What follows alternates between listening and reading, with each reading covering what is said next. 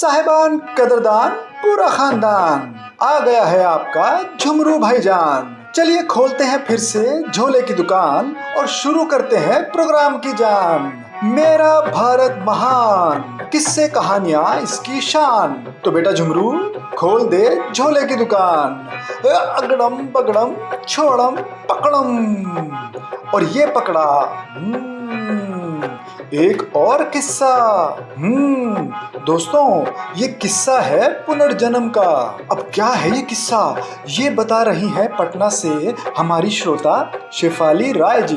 तो साहिबान कदरदान पूरा खानदान सुनते हैं ये किस्सा शेफाली जी की जुबान। माँ कहती है, अब पता नहीं सच है कि झूठ है, कुछ याद भी नहीं है, लेकिन माँ बोलती हैं कि जब तुम 2 साल की थी तब तुम पिछले जन्म की बात कहती थी। और बाबा हमारे एक लोहे के बक्सा, छोटे से बक्से में बंगला में, मेरे बाबा बंगला जानते थे, वो लिखते जाते थे जो भी हम कहते थे। तो बाद में हम बहुत बोले माँ से कि माँ हमको वो बक्सा हम देखे चाहे निकाल लिखनी है। भोजपुरी मेरी माँ बोलती है तो उनके साथ भोजपुरी में बात करते थे, लेकिन माँ बोली कि नहीं, बाबा बोले कि तुमको याद आते रहेगा, तुम भूल नहीं पाओगी। तो फिर जब एकदम से नहीं दिए तो हम पूछने लगे कि अच्छा ये बताओ कि हम कहते क्या थे। माँ बोली कि तुम कहती थी कि हम हॉस्पिटल में, मेरा डेथ हुआ था, मेरे पीछे में कमर के नीचे एक घाव हो गया था और मेरा एक बेटा था।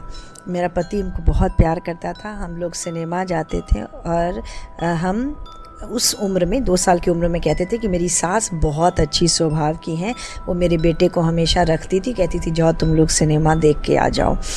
तो हम लोग सिनेमा देखते थे, लेकिन फिर हमारी तबीयत बहुत ख़राब हो गई और हॉस्पिटल में ही डेथ हुआ। मेरा छोटा बच्चा मेरा पता नहीं कैसे होगा, लेकिन हमको पूरा भरोसा है कि मेरी सास उसको देखती होगी।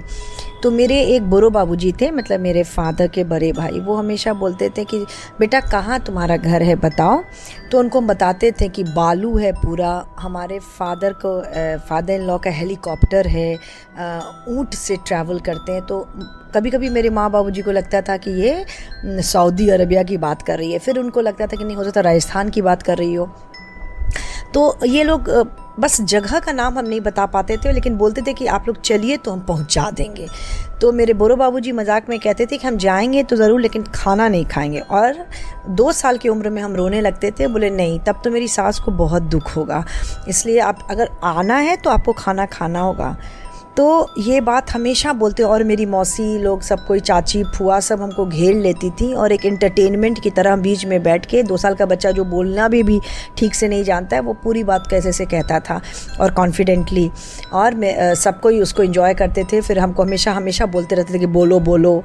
लेकिन धीरे धीरे मेरे फादर को ये लगने लगा कि ये तो मुश्किल हो जाएगा, ये भूल ही नहीं पाएगी इस तरह से। तो मैं बाबा क्या किए, पहले तो उसको पूरा नोट किए, बंगला में एक बॉक्स में बंद किए, उसमें ताला चाबी लगा के और लॉफ्ट में उसको डाल दिए और एकदम स्ट्रिक्ट इंस्ट्रक्शन दे दिए फैमिली में कि कोई भी अब इससे नहीं पूछेगा, क्योंकि ये इसको भूलना बहुत ज़रूरी है। तो और हम ये भी बोलते थे कि अब तो अब तो हम ख़त्म हो गए, मेरा घाव का हो गया। और एक पीछे हाथ दे के बोलते थे एक पर्टिकुलर पोजीशन पे कि यहाँ देखिए अभी भी दर्द होता है। और एक मेरे कान में छेद है, दाहिने कान में ऊपर में है छेद, और हम बोलते थे कि देखिए यहाँ पे हम हमेशा पहनते थे, हमको बहुत शौक़ था पहनने का, तो अभी भी वो छेद है। तो और बकरीद के दिन मेरा जन्म हुआ था उस समय, और कुछ बोलने के समय उर्दू लफ्ज़ का इस्तेमाल करते थे।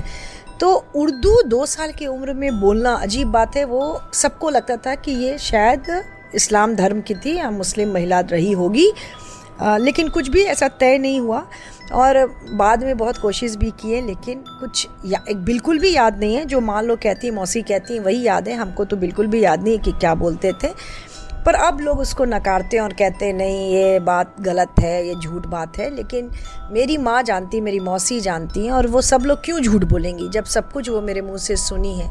पर ना उस समय कोई रिकॉर्ड करने की बात थी कि रिकॉर्ड हुआ, और जो भी रिटन था वो मेरे फादर सब फेंक दिए कि इसको याद रहेगा तो परेशान रहेगी, ये 2 ज़िंदगी एक साथ नहीं जी पाएगी। तो वो बात वहीं पे ख़त्म हो गई। हमें आज के दिन में कुछ याद नहीं, लेकिन कभी कभी बैठ के सोचते हैं कि उम्र जोड़ते हैं बहुत लोनली में कि अभी मेरा बेटा शायद हमसे 2-4 साल बड़ा होगा, कहाँ होगा, ऐसे मतलब मन में ख्याल आते हैं, मगर बस ख्याल ही आते हैं।